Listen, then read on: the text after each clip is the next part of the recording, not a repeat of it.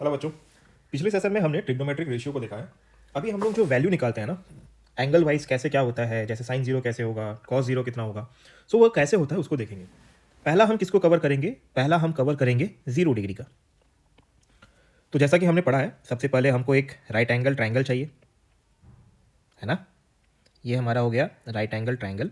अगर हम इसको थीटा मानते हैं, ये हो गया हमारा A B C is a right angle triangle, जिसमें ये सी एंगल सी हमारा थीटा है। तो ये ए बी हमारा क्या हो जाएगा? थीटा के ऑपोजिट में ए बी है, तो ए बी हमारा हो जाएगा पी, बी सी हो जाएगा हमारा बेस, और ये जो ए सी है ये हो जाएगा हमारा हाइपोटेनस।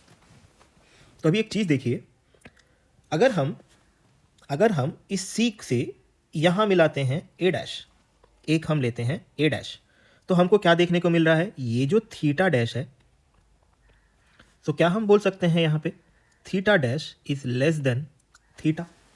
ध्यान से देखिए, इसको हम सेपरेट बाहर अगर हम निकाल दें, ये हो गया, और ये अगर हमारा हो जाएगा थीटा डैश।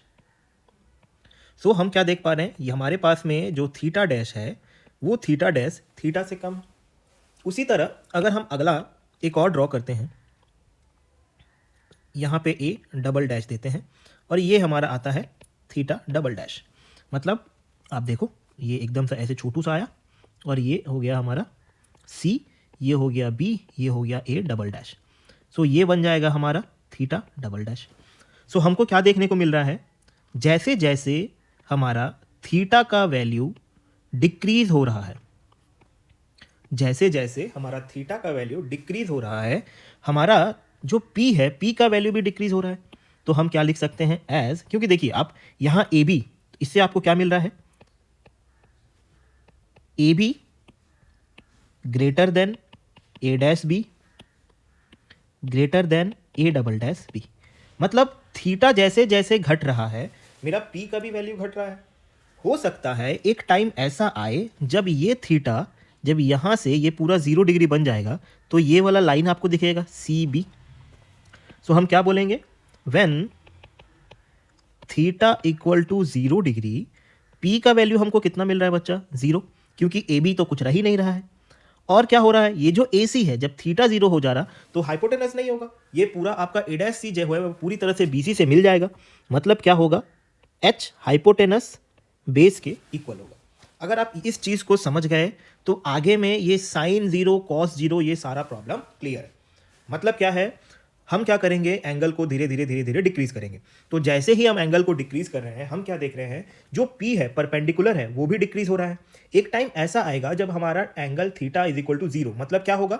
हाइपोटेनस नहीं रहेगा, सीधा हमारा जो हाइपोटेनस है वो मिल जाएगा किसके साथ में? बेस के साथ में। क्लियर? Very good. सो हमको तीन चीजें मिल गई, क्या क्या?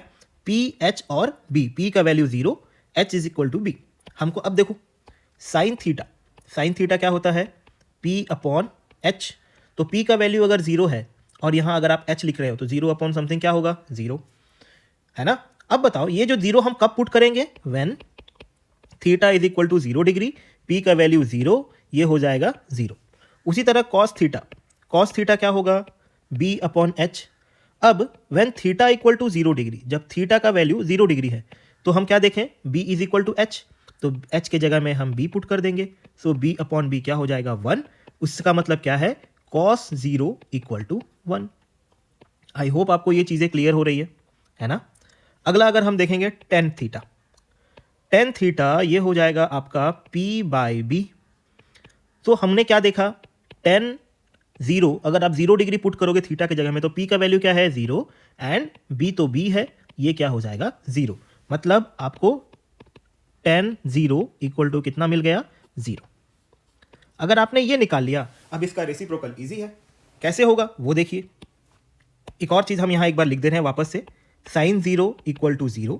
सो इसका रेसिप्रोकल क्या होगा? कॉसेक 0। कॉसेक 0 क्या होगा? आप लिख सकते हो 1 अपॉन साइन 0। साइन 0 का वैल्यू क्या है? 0। तो 1 अपॉन 0 क्या होता है? Not defined. किसी भी नंबर में, किसी भी अगर आपका रेशनल नंबर में अगर आपका डिनोमिनेटर में 0 आ रहा है तो वो क्या होगा? Not defined. उसी तरह हम क्या करेंगे? कॉस 0 आपका कितना आया? 1। तो सेक 0 क्या होगा? सेक 0 is a reciprocal of cos 0। तो 1 अपॉन 1 ये कितना हो जाएगा? 1। उसी तरह में tan 0 का वैल्यू हमको कितना मिला 0। अब tan 0 का रेसिप्रोकल क्या है cot 0।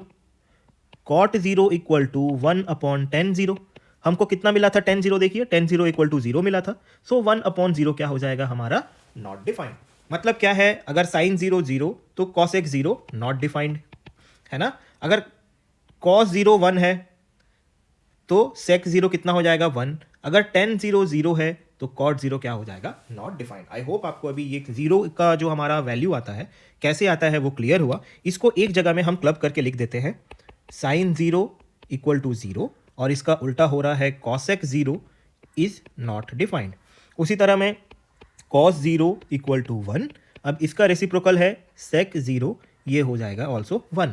अब है tan 0, इसका वैल्यू क्या मिला आपको 0, एंड cot 0 क्या हो जाएगा cot 0 नॉट डिफाइंड। अगर कोई भी अगर आपको दिक्कत है आप प्लीज़ कमेंट बॉक्स में बताइए, उसके रिगार्डिंग हम फिर से एक वीडियो बना देंगे। ये हो गया 0 का। उसी तरह हम आगे देखेंगे बाकी जितने सारे हैं एंगल, उन सब का भी हम लोग कवर करते रहेंगे।